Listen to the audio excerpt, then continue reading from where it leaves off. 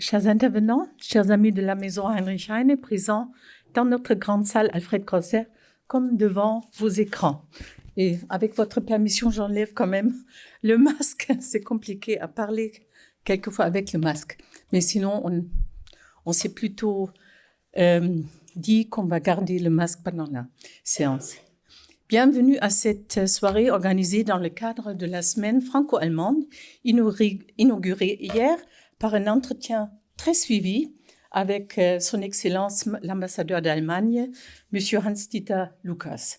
Le thème de ce soir, formulé sous forme de questions, est consacré à Emmanuel Macron, un président insaisissable, pour reprendre un qualificatif utilisé par l'un des intervenants de ce soir, Joseph Devecq. En 2017, lors des élections présidentielles françaises, Emmanuel Macron a fait irruption sur la scène internationale, nationale et internationale, en proclamant sa volonté de dépasser les clivages droite-gauche, de réconcilier les Français et de redynamiser la France. Il s'est également distingué de ses concurrents et de ses prédécesseurs par son engagement assumé en faveur de l'Europe, très rapidement concrétisé par son discours de la Sorbonne. Très tôt, son parcours, sa personnalité et sa jeunesse ont suscité l'intérêt et la curiosité des observateurs en France et à l'étranger. Cela a été notamment le cas en Allemagne, où les relations d'Angela Merkel, la pragmatique, avec Emmanuel Macron, le visionnaire pour l'Europe, pour citer le livre de Michaela Wiege, paru en 2018, ont fait l'objet d'une attention toute particulière. À l'approche des nouvelles élections présidentielles, il nous a paru intéressant de tirer avec nos 3 invités, et 4 avec M. Ploquin, le modérateur, un bilan du quinquennat de ce président à multiples facettes, entré par effraction à l'Élysée, comme il le dit lui-même. Ceci est d'autant plus intéressant que nos intervenants représentent chacun un pays différent et ont enquêté de façon approfondie sur Emmanuel Macron lors de la préparation de leurs ouvrages respectifs. Nul doute que ces regards multiples nous permettront de mieux cerner la personnalité d'Emmanuel Macron et de dresser un état des lieux de son action à la tête du pays sous l'angle français, franco-allemand et européen. Permettez-moi de vous présenter nos invités. Madame Corinne Laïc, journaliste au quotidien L'Opinion, auteure du livre « Président cambrioleur », paru en 2020 aux éditions Fayard. Madame Michaela Wiege, fidèle amie de notre maison, correspondante de la FAZ à Paris, auteure de Emmanuel Macron, ein Visionär für Europa, eine Herausforderung für Deutschland. Emmanuel Macron, un visionnaire pour l'Europe, un défi pour l'Allemagne, paru aux éditions Europa. Une version actualisée paraîtra en février de cette année, toujours en langue allemande. Nous avions d'ailleurs présenté ce livre à la maison Heinrich Heine. Monsieur Joseph Devecq, historien, politologue et journaliste suisse, auteur d'Emmanuel Macron, der révolutionnaire Präsident, paru aux éditions berlinoises Weltkiosk. Je ne pense pas qu'il soit nécessaire de traduire le titre et il se comprend soi-même. Je remercie très chaleureusement Monsieur Jean-Christophe Ploquin, rédacteur en chef du quotidien La Croix, qui a accepté de diriger le débat. Je lui passe la parole et nous souhaite un débat passionnant.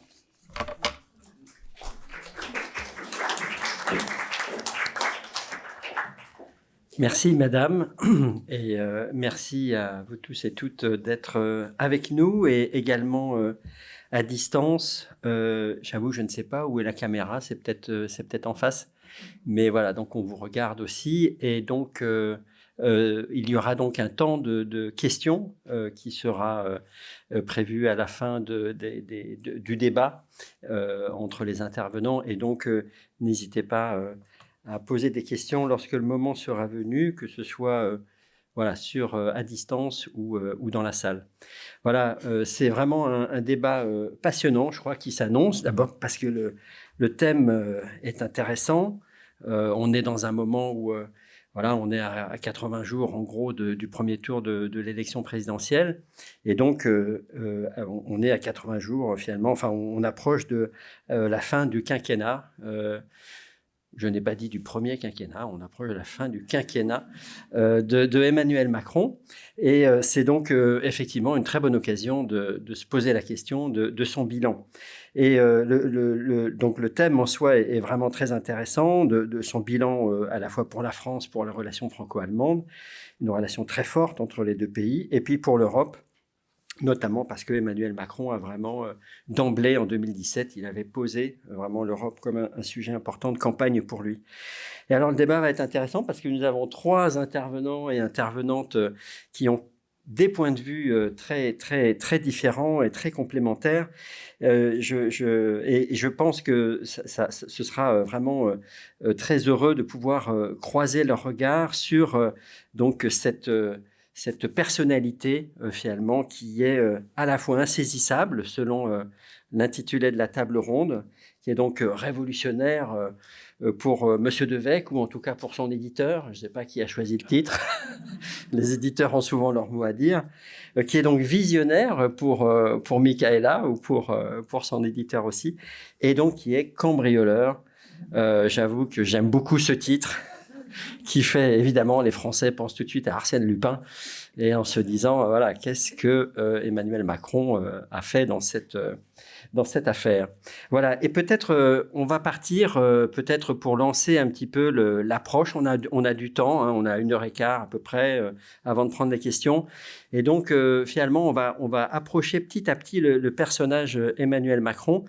D'abord avec Corinne Laïc, qui va nous expliquer comment, finalement, elle l'a connu, comment elle a discerné son potentiel en tant que journaliste politique.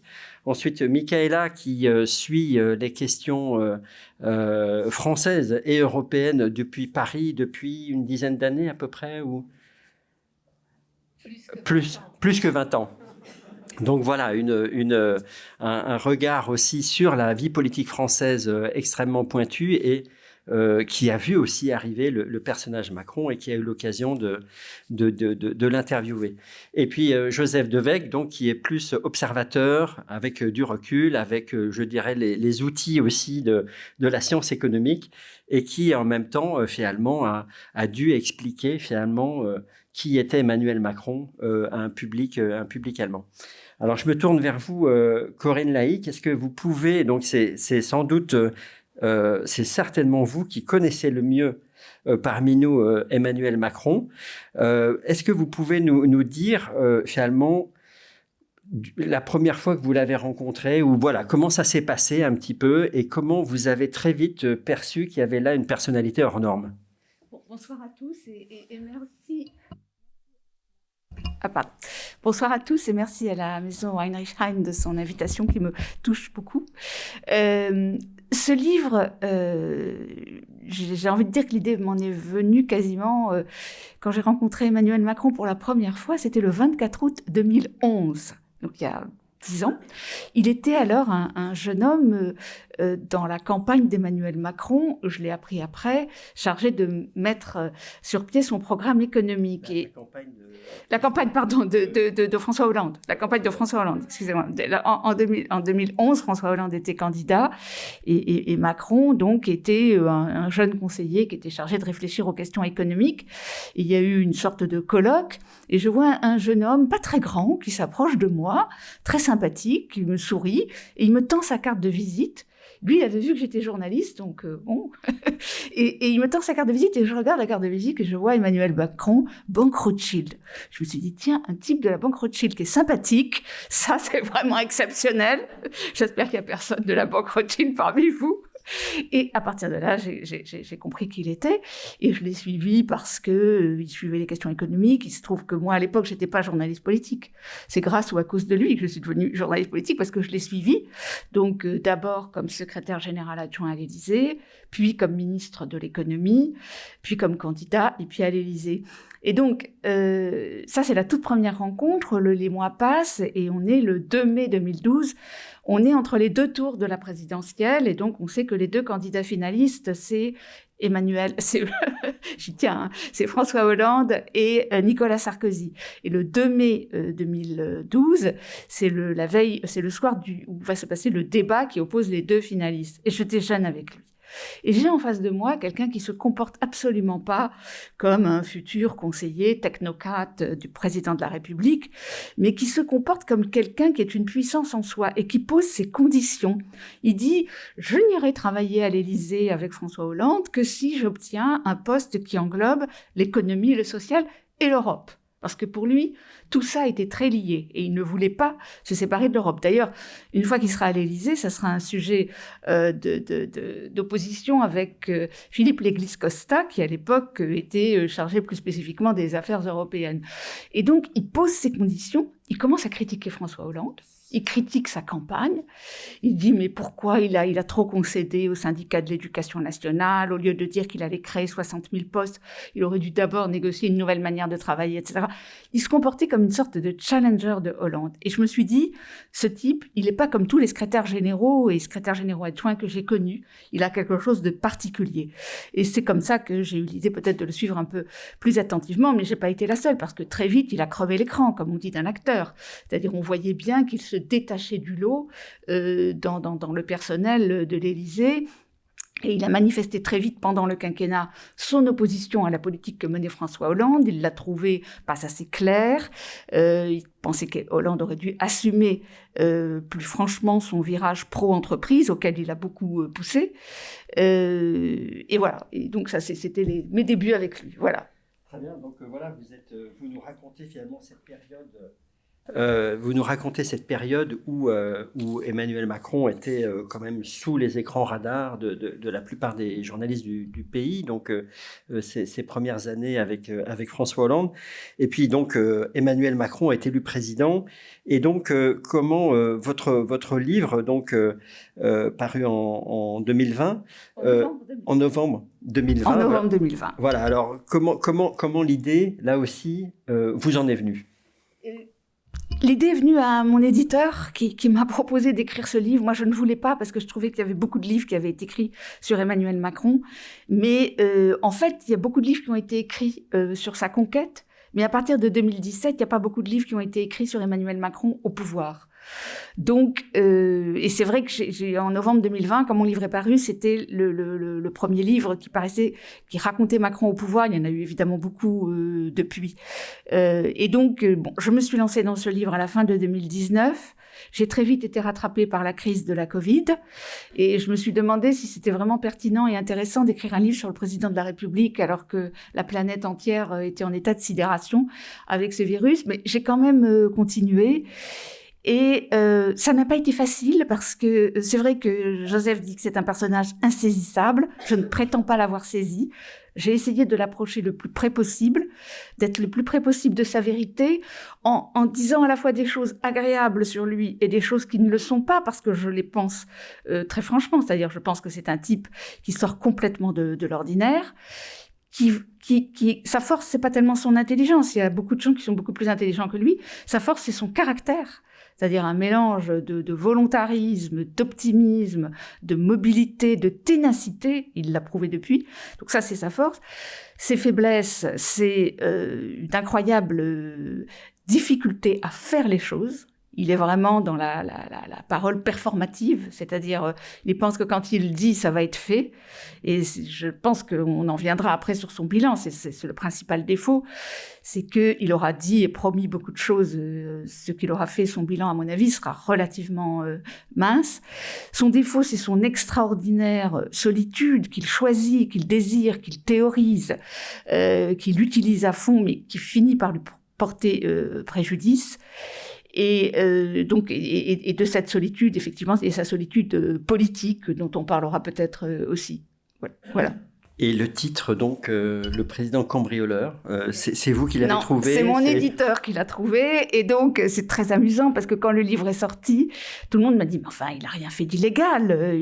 J'ai dit, mais non, bien sûr, il n'a rien fait d'illégal. Mais lui-même dit qu'il a pris le pouvoir par effraction. Lui-même parle de hold-up, de casse du siècle. Lui-même utilise cette expression parce qu'il est vrai qu'il n'avait strictement rien pour devenir président de la République. Il n'avait pas de parti, il n'avait pas d'expérience, il n'a jamais été élu, sauf peut-être délégué de classe, ce que je n'ai jamais réussi à vérifier, donc je vous le donne sous réserve comme information. Et alors, c'est peut-être ma chance, c'est d'avoir été justement pas une journaliste politique. Si j'avais été une journaliste politique, je me serais dit, ce type n'a vraiment aucune chance. Mais comme j'étais dans l'économie, je regardais de manière un peu agnostique, donc je me suis dit, on va voir. Et il faut dire qu'il a une capacité de conviction et de séduction qui fait qu'il était crédible dans son ambition. Et il a tout de suite, sa grande force, c'est d'avoir fait, c'est aussi une de ses forces, il fait de très bonnes analyses. Et il a tout de suite senti, dès la fin de 2015, c'était très précoce, que François Hollande ne serait pas en mesure de se présenter. Parce que si François Hollande s'était présenté, il aurait été extrêmement embêté de devoir l'affronter. Il dit qu'il y serait allé, mais il aurait eu vraiment beaucoup de mal parce qu'il déteste les conflits.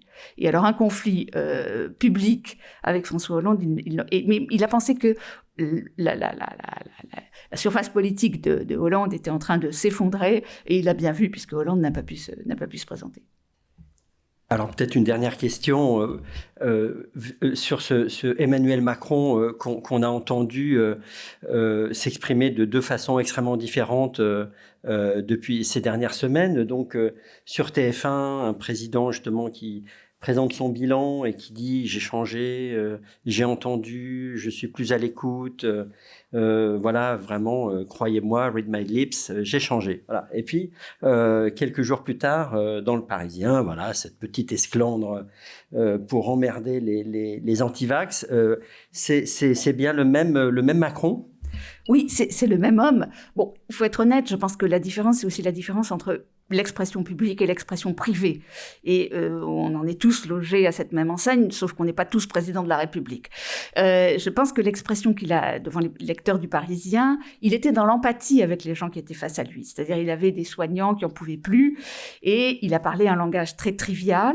Sur le fond, il n'a jamais rien dit que ce qui se fait, c'est-à-dire que le pass vaccinal et avant le pass sanitaire sont faits vraiment pour embêter les gens qui ne sont pas vaccinés et les forcer à se faire vacciner. Le mot est trivial et évidemment il a choqué. Je pense qu'il a regretté de l'avoir prononcé. Il aurait voulu le retirer, mais à partir du moment où il le dit devant 7 ou 8 personnes, c'est fini. Il y a peut-être des gens qui ont enregistré, qui ont filmé, donc c'est absolument impossible de faire machine arrière. Et à partir du moment où il l'a dit, il assume. Ça, c'est un de ses grands trucs. J'assume. Et il est dans la post-rationalisation, qui est aussi un de ses grands traits de caractère, c'est-à-dire que je reconstitue une histoire cohérente et logique, qui n'est pas du tout celle que j'avais prévue au début, mais comme j'ai été rattrapée par la patrouille, je dis que c'est ce que j'avais voulu faire de manière délibérée pour solidifier, parce que c'est vrai qu'il a réussi à solidifier son socle, le socle macroniste qui est très énervé par les antivax, il a réussi à le solidifier. Maintenant, est-ce que ça peut faire des dégâts dans l'opinion d'ici au mois d'avril ? Je ne sais pas. Peut-être un poison à cuisson lente, je ne sais pas. Merci, Michaela Weigel. Je me tourne vers vous. Donc, vous suivez les affaires politiques françaises de très près.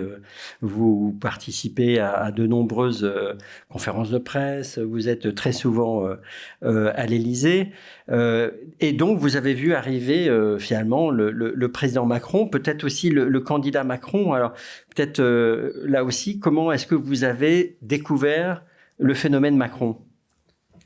Oui, bonsoir. Je trouve ça d'ailleurs assez amusant de constater qu'on a chacun une histoire un peu personnelle avec Macron. Alors moi, c'est lui qui est venu me chercher, puisqu'il était ministre de l'économie. Alors il faut savoir, à la Frankfurter, on a des domaines bien délimités, c'est-à-dire j'avais pendant très longtemps un très bon collègue pour l'économie et moi, c'était la politique. Donc moi, normalement, je ne voyais pas Macron. Et on m'appelle de Bercy en me disant « mais on aimerait vous inviter à déjeuner ». Alors moi, je renvoie à mon collègue. ils insistent, ils m'appellent sur le portable. Je dis, mais non, mais je ne peux pas le faire, ce n'est pas mon ministre. Alors, non, monsieur Macron voudrait vous voir. Et donc, finalement, je trouve un accord et j'y vais. Et j'étais assez frappée déjà par la démarche qui est assez inhabituelle pour ceux qui fréquentent le pouvoir. Normalement, c'est plutôt les journalistes qui doivent prier, qui doivent demander. Et quand ils ont beaucoup de chance, ils peuvent être invités. Et surtout, le ton était complètement inhabituel. Alors, il y avait toutes les formes qu'on attend quand on va déjeuner avec un ministre. Il y a des gens qui vous servent et tout. Mais lui, il était très, très ouvert. Il voulait parler de l'Allemagne et de ce qu'ils apercevaient de l'Allemagne. Alors, il faut se replonger dans l'année 2015, où justement l'Allemagne était en plein dans la politique de stabilité, d'assainissement des finances, et lui, il voulait comprendre, et il m'a raconté que si François Hollande ne l'avait pas fait ministre, il serait parti une année à Berlin. Il avait déjà son bureau à l'Institut Jacques Delors parce qu'il voulait comprendre ce pays dont il connaissait les grands auteurs, mais il a une approche vraiment très théorique, poétique presque de l'Allemagne, mais il ne comprenait pas pourquoi les Allemands étaient pas aussi dans la prévision de l'avenir comme lui. Et donc, j'étais pas étonnée que quelqu'un qui s'intéresse autant à l'Allemagne fasse quelque chose qu'aucun candidat à la présidentielle n'ait fait, c'est-à-dire fasse un des grands discours de campagne à Berlin, à la Humboldt-Université, pour, en quelque sorte, présenter déjà, c'était un peu le programme de la Sorbonne en condensé qu'il a présenté en janvier 2017. Et de là, effectivement, on a vu que même Angela Merkel, qui était très sceptique parce qu'elle voyait le jeune homme qui accompagnait François Hollande dans cet avion qui était frappé par la foudre et qui après devait faire bonne mine quand Hollande était très indigné parce qu'on lui servait un plat qu'il n'aimait pas. C'était des asperges qu'il déteste. Donc, peu à peu, Angela Merkel et notamment Wolfgang Schäuble s'est dit, finalement, Macron, c'est probablement pas si mal. Et c'est là où, effectivement, moi, j'avais ma crise de la cinquantaine approchant et un éditeur m'a approché et je me suis dit, c'est vrai, effectivement, j'ai jamais écrit un livre, j'ai probablement un peu raté ma vie, donc pourquoi pas? Donc, c'est de là qu'est née l'idée du livre. Ce qui est intéressant, c'est que là, on passe donc, je dirais, d'un livre écrit pour un public français à un livre écrit pour un public allemand. Ah, effectivement. Et où donc tout l'enjeu, finalement, quand Corinne Laïc écrit son livre et qu'il sort, voilà, Macron est déjà tout le temps sur le petit écran des Français. Et en Allemagne, donc, il est là, mais quand même lointain. Et donc, comment vient cette idée d'écrire? Cet éditeur avait vraiment déjà une idée, et c'est d'ailleurs lui qui avait les titres. Moi, ça me paraissait complètement pompeux, visionnaire, mais ça, c'était le seul point qu'il ne discutait pas. Et j'avoue que peu à peu, et notamment avec le discours de la Sorbonne, j'ai trouvé que finalement, le projet prenait forme, parce que le discours de la Sorbonne, aujourd'hui, avec le recul, ça nous paraît évident, mais à l'époque, c'était vraiment quelque chose qui paraissait inatteignable. Et donc, probablement que je modérerai un tout petit peu la minceur de son bilan sur le volet européen, parce que le fonds de relance européen, c'est plus que tout ce qu'il pouvait espérer. Alors après, on peut probablement dire que ce n'est pas que Macron, mais c'était quand même lui le moteur, celui justement, un des premiers entretiens que j'ai eu avec lui, c'était, il me disait tout le temps, je ne lâcherai pas, je ne les lâcherai pas. Et c'était devenu un peu un leitmotiv. Et il faut dire que... Je ne lâcherai pas les Allemands ? Oui. D'accord. Il ne disait pas les Allemands, mais c'est bien ce qui sous-entendait. Et effectivement, alors qu'il y a eu un gros soulagement que Marine Le Pen ne soit pas présidente, parce qu'il y a une partie de la presse allemande avait vraiment écrit comme si les Français étaient tous des irresponsables et que Marine Le Pen pouvait être présidente. Après ça, très vite, et ça m'a renforcée aussi dans ce projet de livre, Der Spiegel et d'autres, même mon propre journal, ont commencé par écrire Der teure Freund, c'est-à-dire le cher ami dans le double sens du mot. Bon, ils n'ont probablement pas totalement eu tort, hein. Mais en tous les cas, mon livre, je voulais vraiment expliquer sa pensée européenne. J'ai essayé d'expliquer sur le moment pourquoi il considérait qu'on avait besoin de plus d'Europe, ce qui était à l'époque pas du tout évident pour un public allemand qui avait l'impression qu'on a fait suffisamment. On était épuisé par l'accueil de beaucoup de migrants, par le défi climatique qui se profilait. On avait l'impression que l'Europe, il fallait une pause. D'ailleurs, Angela Merkel, elle était elle se complaisait dans le rôle de gestionnaire de crise, mais elle n'avait pas du tout envie d'avoir un jeune homme qui la pousse pour faire davantage. Et donc, le livre explique un petit peu avec tous ces côtés parfois choquants, transgressifs, disruptifs. Emmanuel Macron, qui déjà à l'époque avait fait quelques remarques qui choquaient dans le style, et qui avait par exemple, quand il était invité pour être honoré du prestigieux prix Charlemagne, avait parlé du fétichisme allemand pour des budgets équilibrés. Donc, c'était quand même pas très gentil et pas vraiment ce qu'on attendait d'un président qui est honoré à dire aux Allemands. Et donc, ce côté disruptif du président Macron, il a été très vite perçu en Allemagne, ou bien est-ce que, voilà, finalement, il y a la distance, je parle de l'opinion publique allemande, en fait, plus que, évidemment, de la chancellerie. Alors, l'opinion publique allemande, je crois, pour eux, il y a surtout eu, mais ça, je pense, Joseph va nous en dire plus, il y a surtout eu une méconnaissance. Et je dois dire, et là je vois le rôle des médias de façon assez critique aussi, on a beaucoup perpétué des clichés, et c'est vrai que le style Macron, tel qu'il s'est déroulé au départ, vous vous souvenez de l'invitation du président Poutine à Versailles, de toute la représentation du pouvoir qu'il semblait beaucoup apprécier, ça a créé quand même un peu l'impression que finalement, il se voulait le roi de l'Europe, que c'était un Napoléon dans un costume moderne.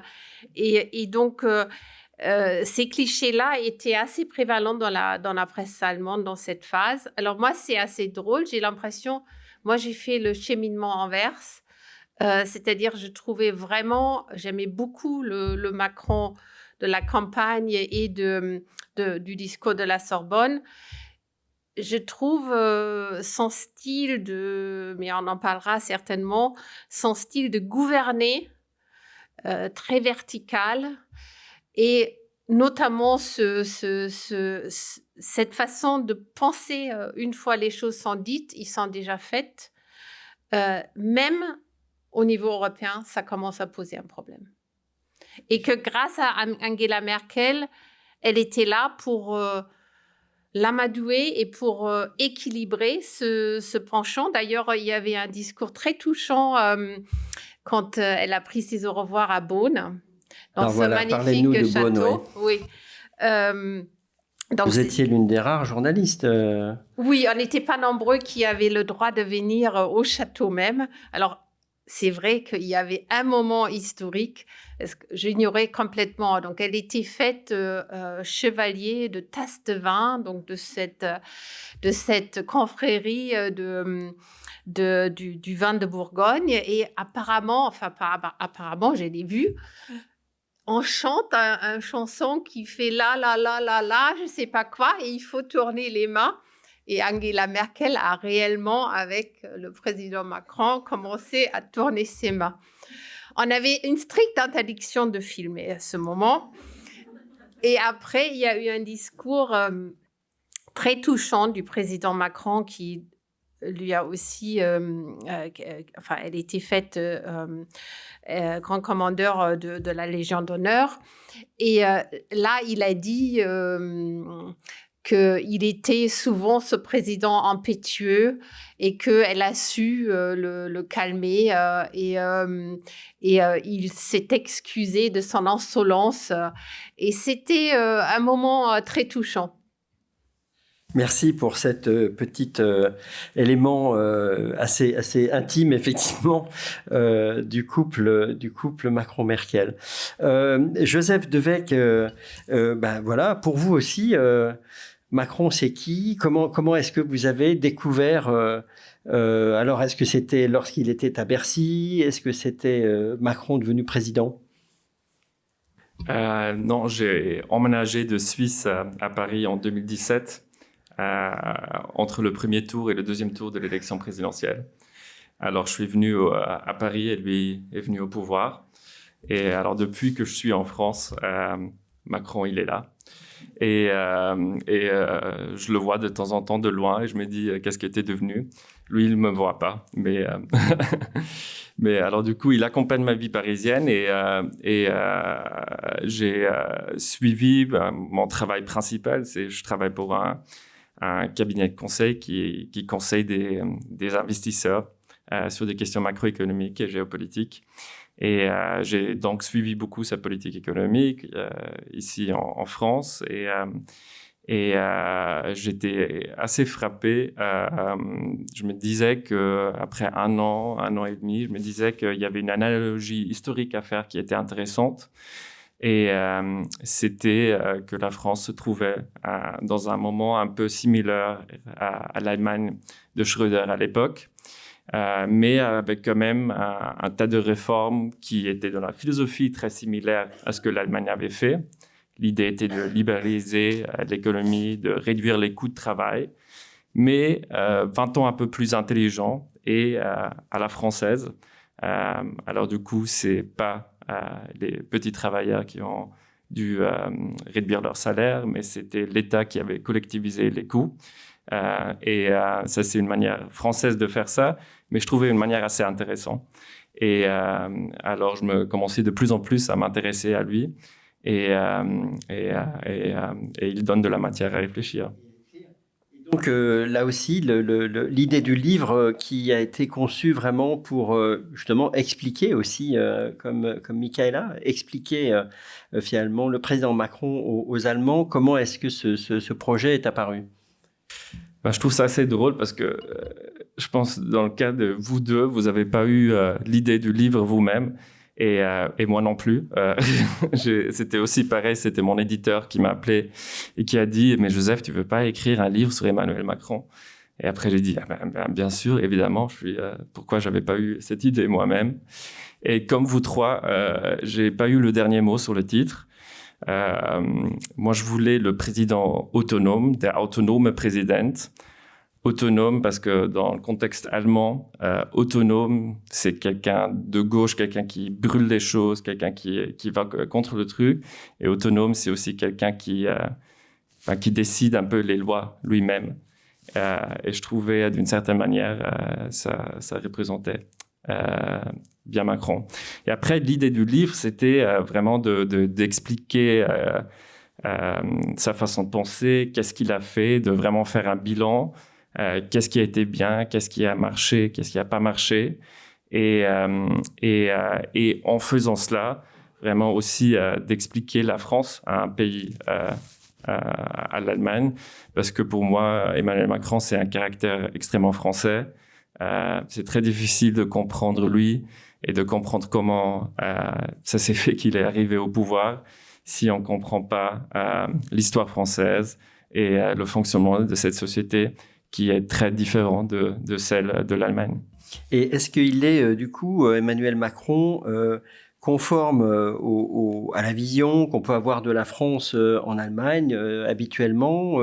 Quels sont en quoi il est là aussi finalement disruptif par rapport à cette image qu'on peut avoir de la France ou des auteurs français finalement en Allemagne? En Allemagne, Michaela en avait parlé avant, l'image de la France, il y a cette image de la France arrogante, etc., qui existe. Et après, l'autre image qui est forte en Allemagne, c'est l'image de la France comme un pays qui est presque au bord du collapse. Et c'est l'image de la France qui est véhiculée par plein d'auteurs francophones ou français qui sont très lus en Allemagne. L'impact de la littérature française sur l'Allemagne, elle est beaucoup plus grande que l'impact de la littérature allemande. Donc c'est Houellebecq, c'est Houellebecq, Virginie Despentes, Édouard Louis, Didier Ribon, etc. Et eux, ils lisent ça et ils pensent avoir lu ça, ils ont compris la France. Ils pensent que la France, c'est ça, c'est Houellebecq, c'est un pays où Marine Le Pen pourrait devenir présidente. Tout est mauvais, tout est négatif. Finalement, on peut pas faire confiance à la France. Et moi, j'aime beaucoup quelquefois ces auteurs, et moi, je pense qu'ils décrivent une réalité qui existe dans ce pays, qui est vraie, mais c'est juste une partie de la France. Il y a d'autres France aussi. Et j'avais vraiment envie aussi, l'énergie de vouloir écrire ce livre, parce que je voulais aussi un peu portraiter cette autre France qui correspond pas à l'image que les Allemands ont quand ils regardent la télé, ils voient les gilets jaunes, etc. Et je me disais, il y a une histoire à raconter là pour contredire un peu ce cliché de la France en Allemagne. Et à travers finalement ce livre et au fur et à mesure de ces 5 années qui se sont écoulées, votre regard sur Emmanuel Macron a changé, s'est affiné. Comment est-ce qu'il a évolué? Je m'en souviens que tout au début, quand il a été élu, je me suis dit, Joseph, fais attention, c'est la première fois que tu trouves un politique, il est un peu intéressant dans ta vie jeune, et maintenant tu vas être déçu, c'est sûr, parce que l'histoire c'est toujours ça, on trouve quelqu'un bien et après on est déçu. La génération au-dessus de moi, ceux qui ont 45 ans, etc., ils ont cru en Tony Blair, après ils ont été déçus. C'est toujours cette histoire qui se fait. Alors je me suis dit, dès le début, tu vois, easy, ne perds pas tes illusions. Mais en même temps, je dois dire, peut-être il y a une différence à ce que de l'analyse de Corinne. Je trouve qu'il a fait pas mal de choses, plus que je pensais. Sur l'Europe, il a avancé beaucoup, plus que je pensais était possible. Mais aussi en France, la politique économique, elle était plus ou moins OK. La pandémie, il a plus ou moins bien géré.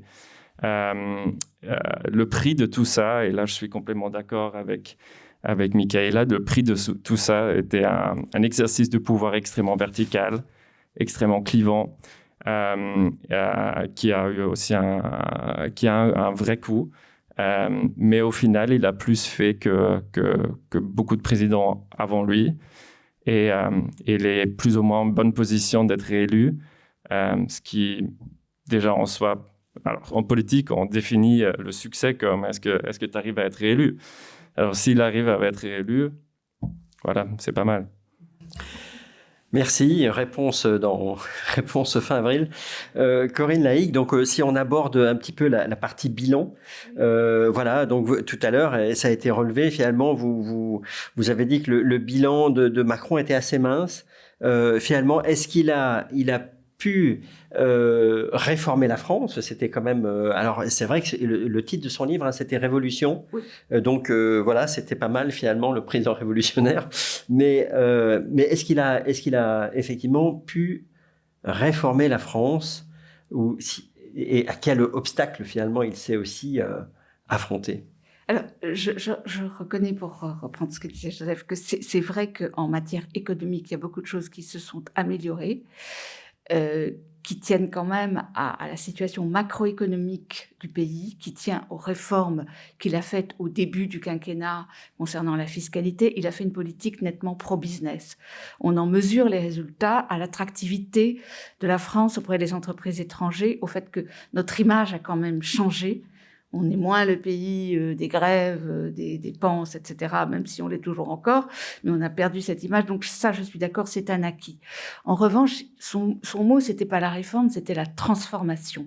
Il voulait transformer le pays, c'est-à-dire qu'il voulait en fait complètement remodeler tout ce qui est service public. Et quand on voit ce qui se passe aujourd'hui dans le domaine de l'éducation, dans le domaine de la santé, dans le domaine de la police, dans le domaine de la justice, dans le domaine du logement, ce sont des chantiers qu'il a ouverts, mais qu'il n'a pas vraiment traités.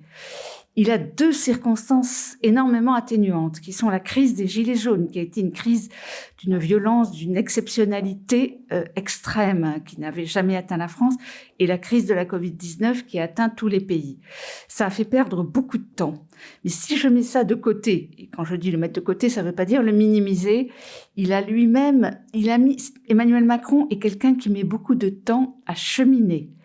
Il a besoin, comme il dit, de mâchonner les sujets, de se les approprier. C'est vrai que c'est quelqu'un d'intelligent, mais il a besoin de beaucoup réfléchir, d'écouter, de consulter. Et le temps passe, le temps passe, le temps passe. Et on se retrouve comme ça, à la fin du quinquennat, avec d'énormes chantiers relatifs à tous les sujets dont je viens de parler, qui n'ont pas vraiment été traités. Il ouvre le chantier des États généraux de la justice, au mois d'octobre. Il ouvre le chantier de la police. Il ouvre 2 fois le chantier de la police. Donc, pour ce qui est vraiment... Il voulait transformer le pays et il voulait l'apaiser. C'était ça son ambition. Et ces deux objectifs ne sont pas atteints. Mais, donc j'insiste quand même sur les 2 circonstances atténuantes et j'insiste que de toute façon, cette ambition ne peut pas être réalisée en un quinquennat. Donc ça plaide plutôt pour les gens qui y croient de renouveler leur confiance. De toute façon, c'est pas un chantier de 5 ans. Est-ce qu'il a planté dans la terre les petites germes qui vont permettre de faire pousser de bonnes choses? Ça, c'est une autre question. Mais c'est pour ça que je suis assez sévère. Sur l'Europe, je suis d'accord avec Michaela, mais en même temps, c'est vrai que le plan de relance de 750 milliards d'euros, c'est un rêve français depuis très longtemps, qu'il a essayé de mener à bien déjà quand il était au cabinet de François Hollande, parce que les Français veulent toujours dépenser de l'argent. Et donc, si c'est pas chez eux, c'est en Europe. Donc, il y a une vertu. Non, mais je le dis en plaisantant, mais c'est vrai. C'est intrinsèquement français. Et on en dépense beaucoup pour nos services publics, parce qu'on est un pays hautement socialisé, à la fois en termes de poids de la dépense publique dans le PIB, en termes de poids des prélèvements obligatoires. Et comme je le dis en plaisantant à moitié, la France est le seul pays communiste au monde qui ait réussi. Voilà. Donc, et Macron, il est très français pour ça. C'est quelqu'un qui n'a pas du tout l'obsession des déficits. Et Michaela le rappelait tout à l'heure, les 3%, il s'en fout. Au début de son quinquennat, il a respecté cette règle parce que la France était sous le coup d'une procédure de déficit excessif. Et c'était assez infamant et handicapant pour la France, qui n'apparaissait pas comme un partenaire européen sérieux. Donc il s'est battu, il a fait des efforts budgétaires énormes, il a fait beaucoup de bêtises d'ailleurs, et ça a marqué le début de son quinquennat pour passer sous la barre des 3%. Il y est passé, mais c'était par conviction politique, pas du tout par conviction économique. Donc voilà, c'est vrai que je suis peut-être, mais peut-être parce que je suis française, je suis peut-être un peu plus sévère que vous. Cela dit, comparé aux 2 quinquennats précédents, celui de Hollande et celui de Sarkozy, c'est vrai que beaucoup plus de choses auront été faites. Voilà. Michaela Wiegel, vous avez été surprise par le Macron finalement dépensier de ces 18 derniers mois. Enfin, le quoi qu'il en coûte, on voit bien qu'en même temps, il y a eu des politiques très proactives dans de nombreux pays. Mais je veux dire, moi, je pensais effectivement que Macron était quelqu'un qui était, je sais pas, avec son profil venant de Rothschild, un peu obnubilé effectivement par les équilibres, par l'enjeu de la la respectabilité française, effectivement, sur la scène européenne. Donc, voilà, il fallait... je pensais qu'il allait vraiment porter cet objectif de baisse des déficits. Et finalement, Corinne Laïc vient de le dire, ça n'a pas été beaucoup sa préoccupation. Vous avez senti aussi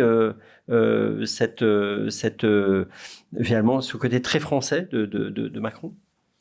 Oui, tout à fait. Vous vous souvenez, en 2017, on a failli avoir une coalition déjà avec les libéraux. On a un peu oublié en Allemagne. Et à l'époque, Macron faisait savoir à un visiteur du soir, qui était Daniel Cohn-Bendit, que son pire cauchemar, c'était l'arrivée au pouvoir des libéraux. Et pourquoi? Parce que les libéraux, à l'époque, étaient très à cheval sur les règles budgétaires. Ils se sont un peu calmés, mais donc c'était déjà assez évident que pour lui, c'était politique, cet argument. Mais je dirais sur ce volet-là, cette dimension-là, je crois qu'il y a réellement un changement d'attitude, aussi bien en Allemagne. Je crois qu'on a réalisé avec la pandémie qu'on avait des infrastructures très vieillissantes, notamment dans tout le domaine digital, et que le changement climatique en même temps posait un défi énorme. Et je crois que là, en l'occurrence, il a vraiment réussi à imposer une nouvelle façon de penser dans cette situation de crise, où on devait mobiliser beaucoup de fonds et on ne voulait pas que des pays s'écroulent complètement. En revanche, là où il se trompe, à mon avis, vis-à-vis de l'Allemagne, pour regarder un petit peu vers l'avant, c'est d'ouvrir tout de suite le chantier des prochains investissements. On n'a même pas encore dépensé les fonds actuels et il veut déjà, sous présidence française, pousser les débats sur les investissements à venir. Alors, ils cherchent des angles. C'est assez drôle parce que moi, depuis que je suis en France, Michèle Alliot-Marie, ministre de la Défense, elle avait déjà cette idée géniale qu'on pouvait exclure du traité de Maastricht, les critères de Maastricht, les dépenses de défense, parce que la France fait tellement pour la défense. Donc, c'est une idée qui est déjà là et qui reviendra. Moi, je dirais quand même, pour moi, son échec le plus grand et qui expliquait quand même son élection, c'était sa promesse de faire baisser l'extrême droite et d'apaiser le pays, de réconcilier les Français aussi avec la politique, parce que on se souvient du choc de cette idée tous corrompus avec les scandales successifs. Et là, je trouve malheureusement, non seulement il a arrêté de parler de bienveillance, il y a aujourd'hui, et ça m'agace beaucoup, une stratégie de campagne présidentielle qui consiste à faire monter l'extrême droite parce qu'il considère que c'est sa garantie pour être réélu. En tout cas, il craint un éventuel deuxième tour avec Valérie Pécresse. Oui. Ouais.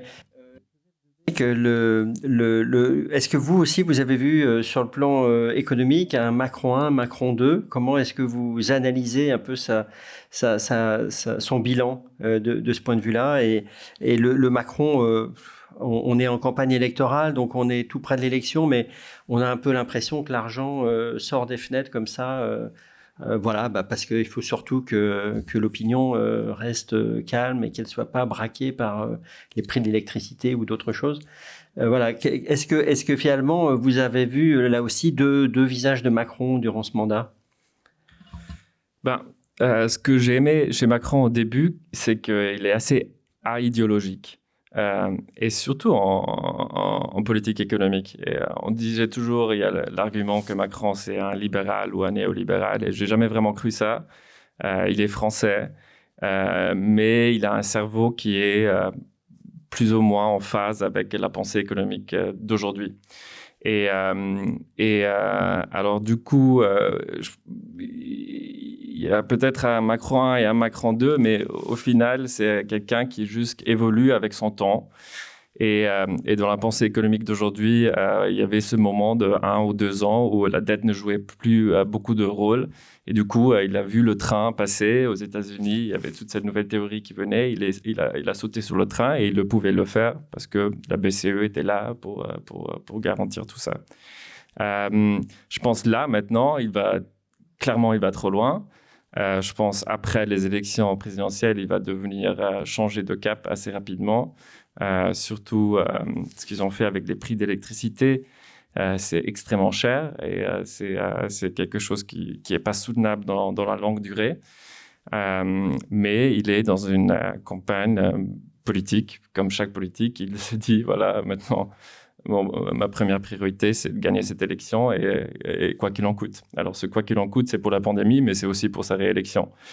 Après, en tant que pur économiste, on pourrait dire c'est pas très bien, mais après c'est la réalité des choses. C'est un peu vain aussi de critiquer ça. Les politiques, ils le font tous. Alors, je vois ça. S'il continue dans cette manière, c'est quelque chose qui est problématique. Et voilà. Après, sur l'autre chose, et peut-être vous avez une autre vision de la France, mais j'ai jamais vraiment cru à cette histoire de apaiser la France. Et je voudrais bien ça m'intéresserait aussi ce que vous pensez, parce que pour moi, la France, c'est vraiment le pays où l'idée qu'on pourrait apaiser ce pays, et ça n'existe pas. Juste quand je suis chez des familles françaises à la maison, la société, c'est tout le temps le débat. Moi, je viens de la Suisse, je suis suisse. Nous, on est tout le temps dans l'apaisement. Et dans cette société, on est tout le temps dans le débat, on est tout le temps dans le conflit. Et s'il n'y a pas de débat, il n'y a pas de conflit, il n'y a rien qui se passe. La soirée est ratée. Ouais, et la soirée est ratée. Alors, la question était, c'était quoi ton débat au dîner de Noël? Alors, du coup, pour moi, cette histoire il n'a pas réussi à apaiser la France. Je pense que c'est mission impossible et clairement en tant que politique, si on veut avoir un certain succès, il faut cliver, il faut relancer un débat, parce que si on ne relance pas le débat, on n'est pas au centre du débat, et si tu n'es pas au centre du débat, tu n'existes pas. Alors du coup, et ça c'est malheureux, et en tant que Suisse, moi j'ai toujours envie d'apaiser les choses, mais j'ai l'impression probablement il correspond assez bien aux Français avec sa recherche permanente du clivage. Michaëla Wiegel. Oui, alors moi, je faisais référence à ces meetings dans la campagne 2017 où régulièrement, donc, il faisait l'éloge de la bienveillance. Quand il mentionnait le nom de Marine Le Pen et les premiers commençaient à siffler ou à huer, il disait surtout pas, ce sont nos adversaires, mais on va pas les insulter. Et donc j'ai pris au sérieux qu'il essayait d'apaiser cette démocratie qui est quand même très, très crispée. Je trouve, même si je trouve une culture des débats et une démocratie apaisée, ça peut aller de pair. L'Allemagne en est un bon exemple. C'est-à-dire, on peut avoir des débats très, très agités et très, très ouverts, très francs, et en même temps se respecter et avoir des échanges courtois. Et je trouve en France, en tous les cas, ce que je vois ces dernières années, cette culture-là est de moins en moins présente. Avant, il y avait dans les partis anciens, il y avait quand même s'ils étaient adversaires, il y avait quand même des cercles. Par exemple, on prend un des cercles les plus connus, le club Vauban, que Antoine et Simone Veil avaient fondé, où on faisait s'asseoir à une même table des socialistes et des républicains ou UMP ou RPR. Et on n'était pas du même bord, mais on discutait. Et ça, honnêtement, la France l'a perdu. Et je trouve, enfin moi, en tous les cas, j'avais compris la promesse de Macron comme ça, mais ce serait intéressant qu'il voulait mettre les gens de bonne volonté ensemble pour le bien du pays. Et je trouve, aujourd'hui, on est juste dans des nouveaux clivages, c'est-à-dire il y a le clan présidentiel, enfin la République en marche, et qui contre les autres, mais il n'y a pas ces passerelles, et on le voit même entre deux hommes comme Édouard Philippe et Emmanuel Macron, c'est à nouveau à couteau tranchant. Corinne Laïc, il y a aussi on parle beaucoup de la haine que suscite Emmanuel Macron. Comment expliquer ça? Et on parle aussi d'ailleurs sur un plan plus large de la violence envers les élus, y compris des maires. Voilà. Est-ce qu'on est dans une phase un peu de tension plus forte qu'avant en France? Je vais répondre à votre question, mais je voudrais quand même d'abord dire quelque chose sur l'histoire d'apaiser. Mon livre est parti d'une phrase d'Emmanuel Macron, qui est une confidence qu'il a faite à un proche, qui est, au printemps 2018, donc 1 an après son élection, il dit « Les Français », il fait un constat d'échec qui est « Les Français ne savent pas qui je suis et je n'ai pas réussi à apaiser le pays ». Donc c'est lui-même qui a cette volonté d'apaisement. Et tout ce que vous avez dit tous les deux est parfaitement exact, et parfaitement antinomique, et ça se retrouve exactement chez Macron. C'est-à-dire, il a fait cette campagne sur la bienveillance, embrassez-vous les uns les autres, ne sifflez pas, etc. Et en même temps, il ne cesse de trouver le bon clivage qui allait lui permettre, lui, le combattant, de gagner la bataille. Il est en permanence là-dedans. Et l'exemple du Parisien et de l'interview est exactement ça. C'est-à-dire, l'interview, j'ai changé, je veux protéger, je veux apaiser, et quelques jours plus tard, le Parisien, je vais emmerder les antipathes. Donc c'est sa contradiction intrinsèque. Donc c'est lui, il est exactement là-dedans. Et en cela, il est peut-être très français, parce que et en même temps, il est servi par les institutions françaises. Donc je pense qu'on ignore le poids à l'étranger, qui font qu'on est forcément un pays clivé en deux, puisqu'on a une élection avec 2 personnes qui se retrouvent à la fin. Donc on est forcément clivé en deux. Et on a un système extrêmement centralisé. Les Français, d'ailleurs, à mon avis, le veulent, et ils aiment ça. Ils aiment taper sur le roi qu'ils ont élu et le zigouiller à l'élection d'après. Ça, je pense qu'ils adorent ça. Et donc voilà. Et Macron est à la fois par son tempérament, par sa personnalité et par les institutions, il est en plein là-dedans.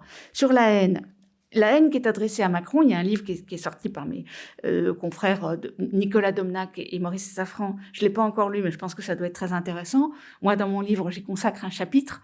Ce qui est particulier chez Macron, c'est qu'il suscite une haine qui n'est pas une haine politique. François Mitterrand était détesté, mais il était détesté par les gens qui le considéraient comme un bolchevique qui allait tout nationaliser, puis après comme un sale facho qui avait fréquenté des personnages infréquentables, puis après comme un personnage florentin, etc., etc. Enfin bref.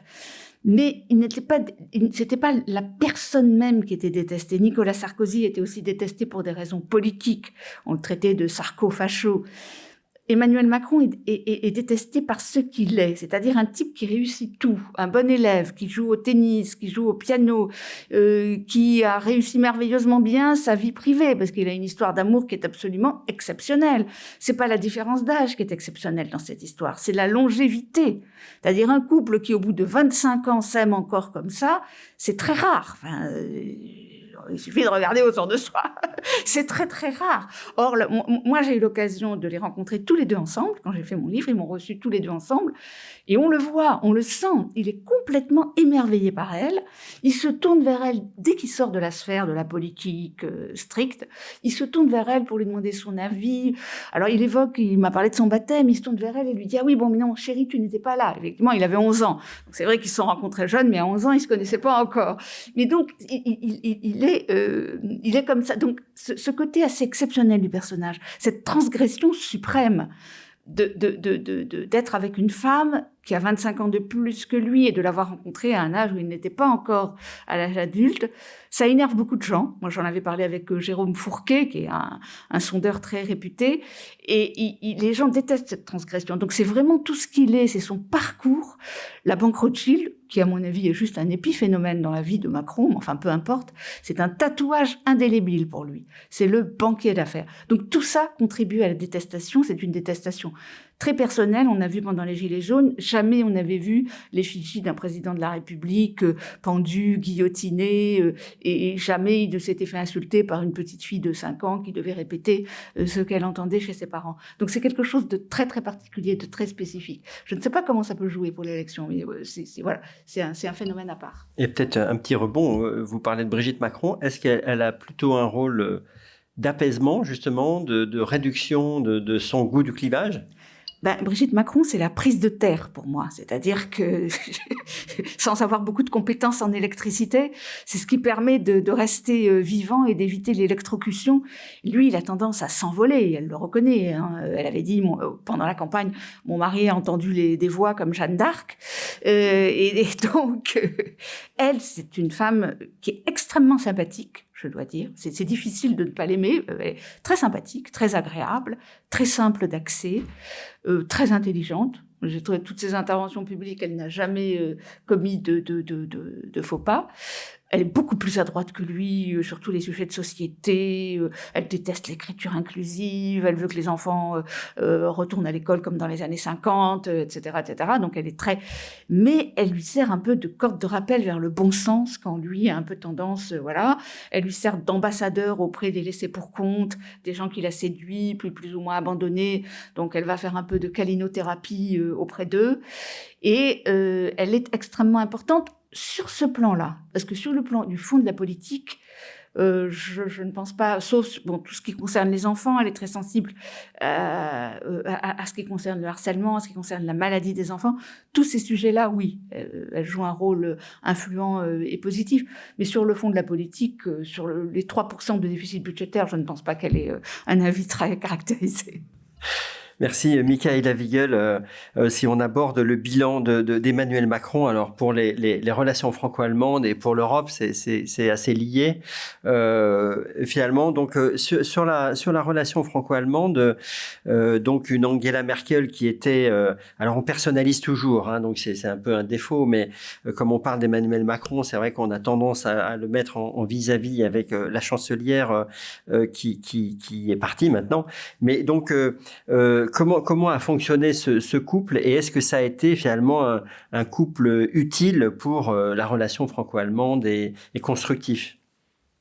Oui, je pense que quand on jette maintenant avec une certaine distance le regard sur ces 5 années ensemble, effectivement, on ne peut que constater que c'était une phase extrêmement fructueuse.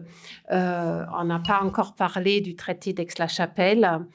Alors, on est vraiment dans un partage de rôle assez classique. Le président français qui l'annonce sans avoir vraiment convenu d'une date avec les Allemands qui disent mais non, c'est pas possible.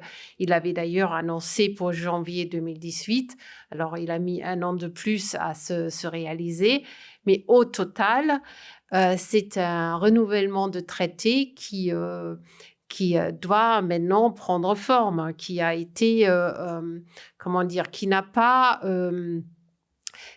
réussi le premier test de réalité au moment de la pandémie, parce que un grand chapitre de ce traité concerne la coopération transfrontalière et comme vous le savez tous, le premier réflexe dans la première phase de la pandémie, c'était justement de réintroduire les contrôles à la frontière. Donc le contraire de ce qu'on s'était dit à Aix-la-Chapelle. Et sur l'apprentissage des langues respectives, c'est un peu mon dada. Effectivement, on attend aussi de voir. Pour l'instant, on n'a pas l'impression que ça s'améliore, mais c'est écrit. Donc, c'est au moins une base et il y a les fonds. Alors, on a déjà parlé sur les autres acquis européens. Effectivement, il y a cette révolution du fonds de relance européen, mais qui a eu une première étape, je dirais, c'était Meseberg.